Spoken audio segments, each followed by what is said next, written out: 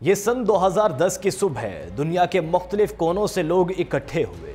ان کے پاس نہ بندوق تھی نہ بم، صرف دوائیوں کے بکسے، کھانے کے پیکٹ اور بچوں کے کھلونے۔ ان کا مقصد تھا غزہ کے مظلوم عوام تک امید کا پیغام پہنچانا، وہ امید جس کے دم سے غزہ آج بھی آباد ہے۔ 6 جہازوں پر مشتمل یہ قافلہ، جسے دنیا نے غزہ فریڈم فلوٹیلا کہا، بحیرہ روم کی لہروں کو چیرتا ہوا آگے بڑھ رہا تھا۔ سب سے آگے اور نمایاں جہاز تھا ترک بحری جہاز، جس کا نام ماوی مرمرا تھا۔ اس پر سوار سینکڑوں کارکن خوشی اور حوصلے کے ساتھ نعرے لگا رہے تھے کہ غزہ ہم آ رہے ہیں، ہم کھانا لا رہے ہیں۔ لیکن دوسری طرف سفاک اسرائیل یہ سب برداشت کرنے کے لیے تیار نہیں تھا۔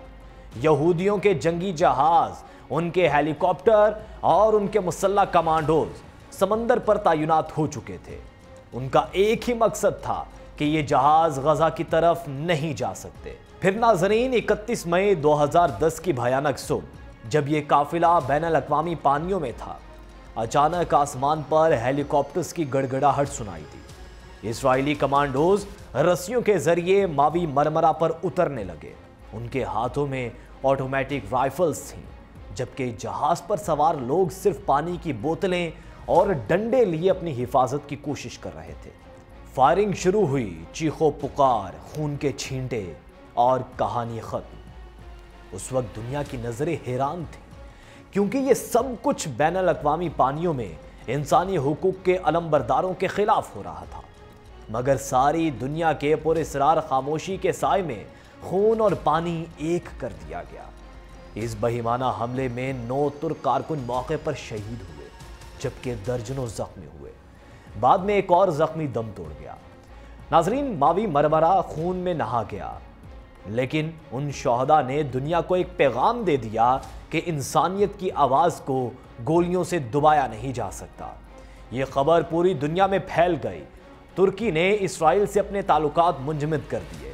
اقوام متحدہ میں شدید احتجاج ہوا اور اسرائیلی ناکہ بندی پر عالمی سطح پر سوال اٹھنے لگے۔ ماوی مرمرا کا یہ سفر ادھورا رہا، لیکن اس نے فلسطین کی آواز دنیا بھر تک پہنچا دی۔ آج بھی جب سمندر کی لہریں غزہ کے ساحل سے ٹکراتی ہیں، وہ ماوی مرمرا کے شہداء کی یاد دلاتی ہیں۔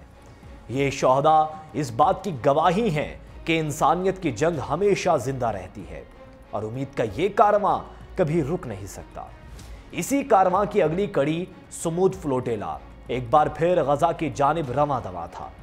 40 سے زائد کشتیاں گلوبل سمود فلوٹیلا یعنی GSF کے تحت سفر کر رہی تھیں، جسے اسرائیلی فورسز نے انسانیت کی دھجیاں اڑاتے ہوئے تحویل میں لے لیا اور تمام امدادی کارکنان کو حراست میں لے لیا۔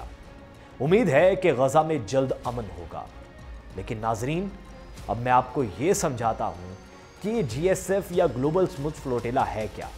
گلوبل سمود فلوٹیلا صرف کشتیوں کا ایک بیڑا نہیں، بلکہ دنیا بھر کی امید اور انصاف کا دوسرا نام ہے۔ سب سے پہلے سمود کا مطلب سمجھتے ہیں۔ اس کا آسان مطلب یہ ہے کہ ڈٹے رہنا، ہمت نہ ہارنا یا ثابت قدم رہنا۔ یہ فلوٹیلا دنیا بھر کے عام لوگوں، انسانی حقوق کے کارکنوں اور ڈاکٹرز پر مشتمل ہے۔ ان کا بنیادی مقصد سمندر کے ذریعے انسانی امداد کو ان علاقوں تک پہنچانا ہے جہاں سخت بندش لگی ہوئی ہے۔ یہ دراصل دنیا کو ایک پیغام ہے کہ انسانیت کا راستہ کبھی بند نہیں ہونا چاہیے۔ یہ تحریک کسی ملک یا فوج کی نہیں، بلکہ عالمی ضمیر کی آواز ہے، جو بین الاقوامی قانون کے تحت آزادانہ سفر اور امداد کے حق کا مطالبہ کر رہی ہے۔ غزہ پر کئی سالوں سے اسرائیلی محاصرہ جاری ہے۔ اس محاصرے کی وجہ سے وہاں کے لوگ خوراک، دوائی، بجلی اور روزمرہ کی ضروریات کے شدید بحران کا شکار ہیں۔ ایسے حالات میں GSF کے رضاکار بحری جہازوں اور کشتیوں کے ذریعے فلوٹیلا کی شکل میں امدادی سامان لے کر غزہ کی جانب روانہ ہوتے ہیں۔ اس کا اصل مقصد صرف امداد پہنچانا نہیں، بلکہ دنیا کو یہ باور کرانا بھی ہے کہ غزہ کے لوگ تنہا نہیں ہیں۔ یہ ایک پرامن مگر جرأت مندانہ احتجاج ہے، تاکہ عالمی برادری اسرائیلی محاصرے کو ختم کرنے کے لیے آواز بلند کرے۔ یاد رہے کہ ایسے فلوٹیلا مشن اکثر اسرائیلی رکاوٹوں کا سامنا کرتے ہیں، لیکن پھر بھی یہ سلسلہ رک نہیں سکا۔ گلوبل سمود فلوٹیلا इंसानियत और आज़ादी की जद्दोजहद की एक जिंदा इलामत है।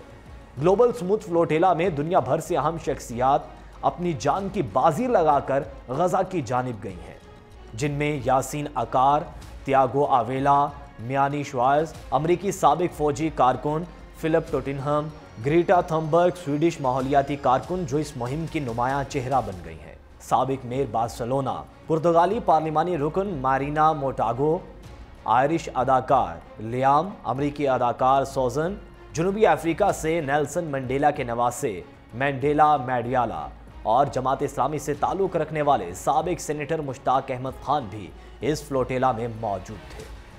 नाज़रीन, ग्लोबल स्मूथ फ्लोटेला उम्मीद का एक बहरी सफ़र है। ये साबित करता है कि जब लोग इकट्ठे होते हैं तो वो दुनिया में एक बड़ा फ़र्क ला सकते हैं। लेकिन अब देखना है कि आलमी इदारे इसराइल पर दबाव डालकर गजा में इमदाद पहुंचा सकेंगे या इसराइल इसी तरह अपनी जारियत जारी रखेगा। आज के व्लॉग से इतना ही। मुझे दीजिए इजाज़त। अल्लाह निगहबान।